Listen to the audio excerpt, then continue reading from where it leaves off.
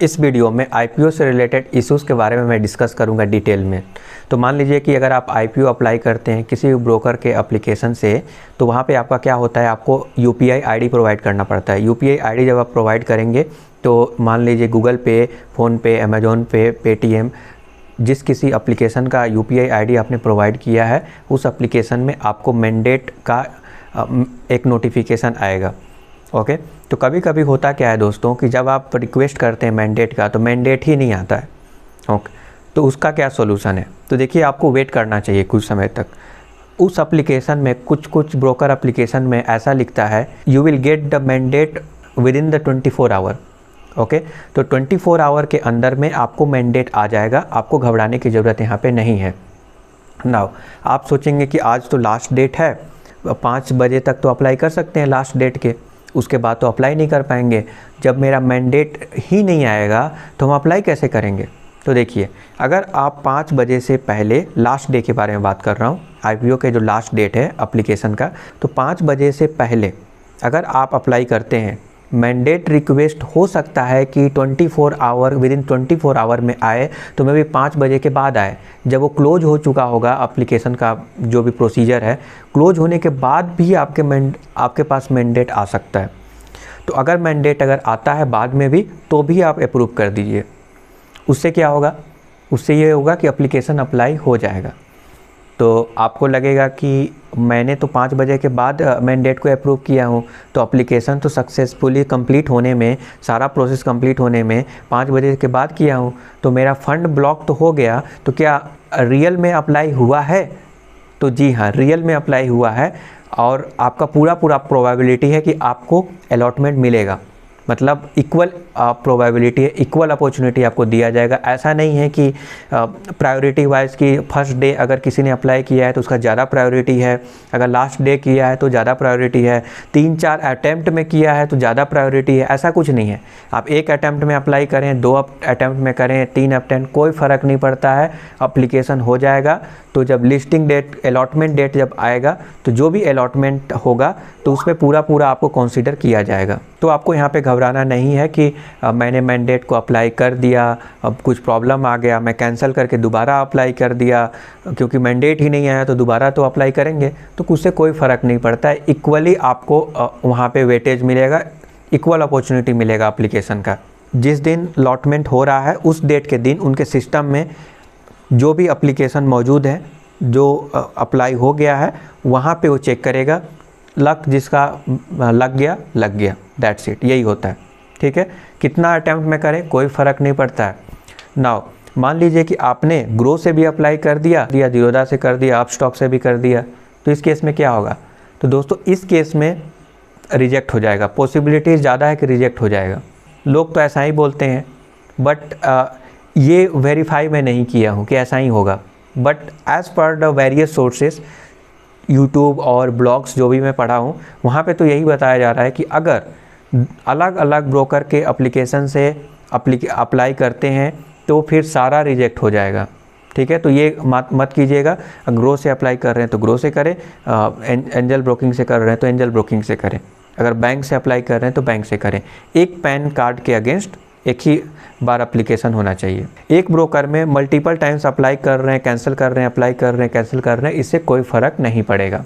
अगला इशू ये हो सकता है कि मान लीजिए आपने आईपीओ के लिए अप्लाई किया, मैंडेट नहीं आया, आपने कैंसिल कर दिया, दोबारा से अप्लाई कर ही सकते हैं। दोबारा से भी अप्लाई किया, मैंडेट रिक्वेस्ट नहीं आया, उसको कैंसिल करके तीसरा बार अप्लाई कर दिया, तीसरा बार अप्लाई किया तो मैंडेट रिक्वेस्ट आ गया। बट दोस्तों, यहाँ पे प्रॉब्लम क्या है? आया तो आपने क्विकली उसको अप्रूव कर दिया, अप्रूव कर लिए, उसके बाद आपको याद आएगा कि एक और मैंडेट आ गया। क्यों? क्योंकि आपने एक बार अप्लाई किया, कैंसिल कर दिया क्योंकि मैंडेट नहीं आया, दूसरा बार अप्लाई किया, फ़ंड ब्लॉक करने का मैंडेट दोबारा नहीं आया, आपने फिर से कैंसिल कर दिया, तीसरा बार आपने अप्लाई किया तो मैंडेट आ गया, आपने अप्रूव कर दिया। अप्रूव करने के बाद देख रहे हैं कि एक और मैंडेट है, तो आपको लगेगा कि ओह, ये तो गलती हो गया। आपने जो अप्लाई किया था, जिस मैंडेट को अप्रूव किया था, वो तो कैंसिल वाला था और अभी जो रियल वाला तो अभी है। अब इस केस में क्या होगा? ये मेरे साथ भी हुआ है, ये जो भी मैं घटना बता रहा हूँ ना, ये मेरे साथ भी हुआ है। ओके, मैं अपने पर्सनल एक्सपीरियंस पे बता रहा हूँ। मैं बहुत सारा IPO में अप्लाई किया हूँ, इस टाइप के इश्यूज़ बहुत आते रहते हैं और मैं वीडियो सीरीज़ में लॉन्च किया हूँ, एक एक क्वेरी को लेकर मैंने वीडियो सीरीज़ लॉन्च किया हूँ, बट फिर भी मैं डिटेल में इस पार्टिकुलर वीडियो के माध्यम से अभी मैं बताना चाहता हूँ आपको, ताकि सब कुछ एक जगह रहे। आपने कैंसल बिड के लिए अगर मैंडेट अप्रूव कर दिया है तो होना क्या चाहिए, होना ये चाहिए कि आपका इमीडिएटली फ़ंड जो ब्लॉक हो चुका था रिलीज कर दिया जाएगा, रिवॉक्ड हो जाएगा, ठीक है, इमीडिएटली रिवॉक हो जाना चाहिए। यही होता है प्रोसेस। अगर आप मान लीजिए कि जो कैंसल्ड बिड है उसके लिए अगर फ़ंड अगर ब्लॉक कर दिए हैं तो इमीडिएटली रिलीज कर दिया जाएगा, इमीडिएटली रिवॉक्ड हो जाएगा, ठीक है। अगर मान लीजिए कि कोई बिड के लिए आप अप्लाई सक्सेसफुली कर दिए हैं, नाउ आप कैंसिल कर रहे हैं, तब भी इमीडिएटली जो है रिवॉक्ड हो जाएगा, जो भी मैंडेट था रिवॉक्ड हो जाएगा, फ़ंड रिलीज कर दिया जाएगा इमीडिएटली, तुरंत हो जाएगा। ऐसा मे बी 24 आवर का टाइम लगे, इमीडिएटली मतलब 24 आवर, 24 आवर के अंदर, 24 आवर कहने के लिए है, ऐसे तुरंत ही हो जाता है, हो जाना चाहिए।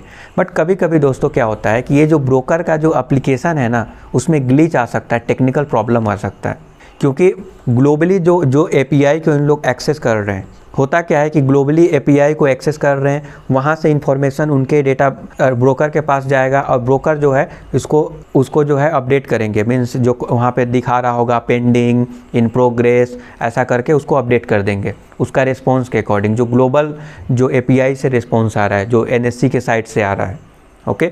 तो अब बट ये अपडेट कभी कभी नहीं हो पाता है, तो ये अपडेट नहीं हो पाएगा तो ये ब्रोकर का गलती है। या फिर आपने कैंसिल किया तो कैंसिल ये आपके ब्रोकर के एप्लीकेशन में कैंसल्ड लिख रहा है, बट रियल में कैंसिल नहीं हुआ है, क्योंकि वहाँ पे उनके ब्रोकर से कोई ताल्लुक तो नहीं है ना, वो तो ग्लोबल एक API को यूज कर रहे हैं, NSE के API को यूज कर रहे हैं, तो वहाँ पे होना चाहिए कैंसिल, ब्रोकर के एप्लीकेशन में कैंसिल होने से नहीं होगा। तो ये भी एक ग्लिच है, क्योंकि आपने कैंसिल कर दिया लेकिन ब्रोकर के एप्लीकेशन में तो स्टेटस लिखा रहा है, बट रियल में कैंसिल हुआ ही नहीं है। इसीलिए कभी कभी जो है इमीडिएटली मैंडेट रिवॉक नहीं होता है, उसको होने में मे बी लिस्टिंग डेट के दिन जब किसी को अलॉटमेंट हो गया, किसी को मिल गया, किसी को नहीं मिला, उस समय जो है आपको रिलीज कर दिया जाएगा फ़ंड। तो कभी कभी ये टेक्निकल ग्लिच होते हैं जो प्रॉब्लमेटिक हो सकते हैं आपके लिए। अब मान लीजिए कि अगर फ़ंड अगर ब्लॉक हो गया तो वो रिलीज, क्या गारंटी है कि वो रिलीज हो ही जाएगा, नहीं हुआ तो देखिए ये फंड आपका ब्लॉक हुआ है आपके बैंक से, बैंक में आपके जो बैलेंस है वहाँ पे दिखाएगा, कम बैलेंस दिखाएगा, क्योंकि रेस्ट ऑफ द अमाउंट जो आपने मैंडेट रिक्वेस्ट अप्रूव किया है उसके अगेंस्ट ब्लॉक हो गया है, तो आपके अकाउंट से डेबिट नहीं हुआ है, ब्लॉक हुआ है, ब्लॉक करके कहीं स्टोर है। उसका जब इंटरनेट बैंकिंग अगर एक्सेस करेंगे तो इंटरनेट बैंकिंग में ये फैसिलिटी प्रोवाइड किया जाता है कि आप जो अच्छे बैंक है उसके बारे में बात कर रहा हूँ, कुछ ग्रामीण बैंक है, ऐसे छोटे मोटे बैंक, तो वहाँ पे पता नहीं ये फैसिलिटी अवेलेबल होगा यूज़र को देखने के लिए या नहीं, मुझे नहीं मालूम।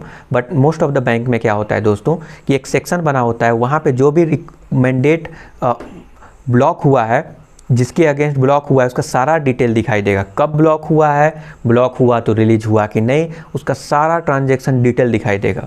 कंडीशन ये है कि तभी आपका अकाउंट से बैलेंस डिडक्ट होगा जब आपको शेयर अलॉटमेंट होगा, शेयर अलॉटमेंट होगा तब फंड डिडक्ट होगा, नहीं मिला तो डिडक्ट नहीं होगा, वो जो ब्लॉक्ड है अमाउंट वो आपको रिलीज कर दिया जाएगा।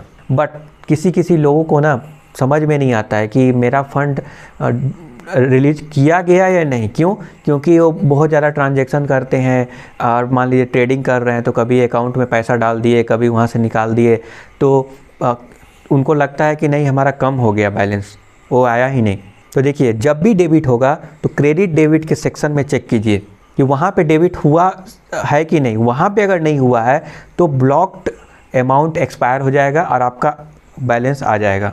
अगर नहीं आया तो देखिए नहीं आया, मैक्सिमम केसेस में तो आ ही जाता है, कोई दिक्कत की बात नहीं है, बट किसी केसेस में ये नहीं भी आ सकता है। उस केस में सबसे पहले आपको बैंक के पास कांटेक्ट करना पड़ेगा। मे बी बैंक के साइट में टेक्निकल एरर हो सकते हैं, वहाँ पे उनसे कांटेक्ट कीजिए तो वो आपको बताएंगे कि ये फ़ंड एक्चुअल में अभी भी होल्ड है उस रजिस्ट्रार के द्वारा, जिस रजिस्ट्रार से आपने IPO अप्लाई किया था। तो क्या बोलेंगे कि आप रजिस्ट्रार से संपर्क करें। अगर अभी भी ब्लॉक है उनके द्वारा रिलीज नहीं किया गया है तो रजिस्ट्रार के पास बोलेंगे, अदरवाइज़ अगर बैंक के तरफ से इशू है तो फिर वो वहाँ पे रिजॉल्व कर देंगे। तो ये इसका पूरा प्रोसेस है। ये जो भी मैं बताया वो पर्सनल एक्सपीरियंस से बताया हूँ। मैं एक बार में अप्लाई किया IPO, कुछ IPO एक बार में अप्लाई किया, मतलब क्या हुआ उसका कि मैं UPI ID डाला, मैंडेट आया, अप्रूव कर दिया, वहाँ पर भी दिखा रहा है अप्रूव्ड, ठीक है। जो जिस एप्लीकेशन से मान लीजिए ग्रो ऐप या फिर जो भी ब्रोकर के ऐप है वहाँ पे भी दिखा रहा है अप्रूव्ड हो गया, एप्लीकेशन हो गया। उसका अलॉटमेंट हमको नहीं मिला दोस्तों। सब कुछ सही से हुआ, एक बार में हुआ, लेकिन अलॉटमेंट नहीं मिला। बट हमको ऐसा अलॉटमेंट मिला जो एक बार तो कैंसिल हो गया था, दोबारा मैं अप्लाई कर दिया, 2-3 बार कैंसिल कर दिया। मतलब कैंसिल इसलिए क्योंकि मेरे केस में मैंडेट नहीं आ रहा था, तो मैंने कैंसिल कर दिया। और कैंसिल किया तो मुझे पता था, मैंने भी ये चीज़ गलती कर चुका था कि कैंसिल मैं करूँगा तो मैंडेट जब आएगा तो कैंसिल वाला आएगा। तो मैं वेट किया थोड़ा देर कि देखते हैं कि कैंसल्ड वाला जो आ रहा है या फिर रियल वाला आ रहा है। तो मैं देखा कि एक में 2 मैंडेट आया, एक मैं जो कैंसिल कर दिया था और एक में जो रियल वाला था। तो जो कैंसिल वाला था वो पहले आया और उसके बाद जो है रियल वाला आया, तो उसको ID वगैरह से मैच करा के मैं उसको हटा दिया और रियल वाले को अमाउंट ब्लॉक करवा दिया, ठीक है। ब्लॉक करने के बाद हमारा एप्लीकेशन में भी लिख रहा था सक्सेसफुली, मीन्स सब कुछ सही हो गया। इस केस में हमको IPO अलॉट हुआ है। एक कंडीशन और मैं बताता हूँ। मैं 5 बजे से पहले मैं थोड़ा डाउट में था कि मैं IPO अलॉट करूँ, मीन्स IPO में अप्लाई करूँ या ना करूँ, मैं थोड़ा डाउट में था। बट क्योंकि 5 बजने वाला था, उससे पहले ही 5 मिनट पहले ही मैंने एप्लीकेशन के लिए बिड डाल दिया। मैंडेट नहीं आया। मैंडेट कब आया? तो वो 2 घंटे बाद आया, ठीक है। एप्लीकेशन का जो अप्लाई करने का टाइमिंग होता है वो तो क्लोज हो गया था। उसके बाद मेरे मोबाइल फ़ोन में गूगल पे में नोटिफिकेशन आया और मैंने उस नोटिफिकेशन को कुछ समय तक सोचा समझा, उस IPO के बारे में पूरा स्टडी किया क्योंकि मुझे कुछ डाउट हो रहा था उसमें। उसके बाद मैंने अप्लाई कर दिया। अप्लाई किया तो वो बिड मुझे मिल गया, अलॉट हो गया। तो यहाँ पे क्या हो रहा है कि जो सही से मैं अप्लाई किया वहाँ पे नहीं मिला, बट यहाँ पे प्रॉब्लम हुआ। बाद में मीन्स क्लोज होने के बाद अप्लाई किया, मिल गया। एक बार मैं कैंसिल करके दोबारा अप्लाई किया, मिल गया। इसका मतलब साफ़ है दोस्तों कि इसका कोई लेना देना नहीं है। एक बार बिड चला गया वहाँ पर, तो जब अलॉटमेंट होगा तो इक्वली सबको देखा जाएगा। ऐसा नहीं है कि जिसका प्रॉब्लम हुआ था अप्लाई करने के दौरान उसको ज़्यादा वेटेज दिया जाएगा, ऐसा कुछ भी नहीं है, ठीक है। इक्वली प्रोबेबिलिटी है कि अलॉटमेंट होगा। नाउ कभी कभी क्या होता है कि आपने IPO को तो अप्लाई कर दिया, अप्लाई करने के बाद जो है मैंडेट रिक्वेस्ट आया, उसको भी अप्रूव कर दिया, बट आपके ब्रोकर के एप्लीकेशन में दिखा रहा है कि pending, status send, mandate request send, ऐसा करके आ रहा है। तो आप फिर कंफ्यूज हो जाएंगे कि ये हो क्या रहा है। आप वरी हैं कि अप्लाई हुआ कि नहीं हुआ। तो दोस्तों यहाँ पर भी एक बार मैंडेट जो है आपने अप्रूव कर दिया, फंड ब्लॉक हो गया तो एप्लीकेशन कंप्लीट हो गया, ठीक है। फंड ब्लॉक हुआ तो एप्लीकेशन कंप्लीट हो गया। अब आपके ब्रोकर के ऐप में mandate send, please approve the mandate, pending, जो कुछ भी दिखा रहा है उससे कोई मतलब नहीं है, क्योंकि उस एप्लीकेशन में ये एरर है, ये इश्यूज़ है। लेकिन फंड अगर ब्लॉक हुआ किसी IPO के अगेंस्ट तो एप्लीकेशन हो गया है। अब ये भी मेरे साथ हुआ है कि मान लीजिए कि मैंने अप्लाई सब कुछ कर दिया, बट उसमें हमारा जो ये जो एंजल ब्रोकिंग से मैं किया था, एंजल ब्रोकिंग में दिखा रहा है कि मैंडेट रिक्वेस्ट सेंड, बोल रहा है पेंडिंग, उसमें बोल रहा है कि मैंने अप्रूव ही नहीं किया हूँ, अप्रूव करना पड़ेगा। मैंने तो अप्रूव कर दिया बट फिर भी बोल रहा है। दोस्तों इस केस में भी मुझे IPO अलॉट हुआ था। इसका मतलब साफ है, फंड ब्लॉक होगा, फंड ब्लॉक हुआ इसका मतलब IPO अलॉट होगा।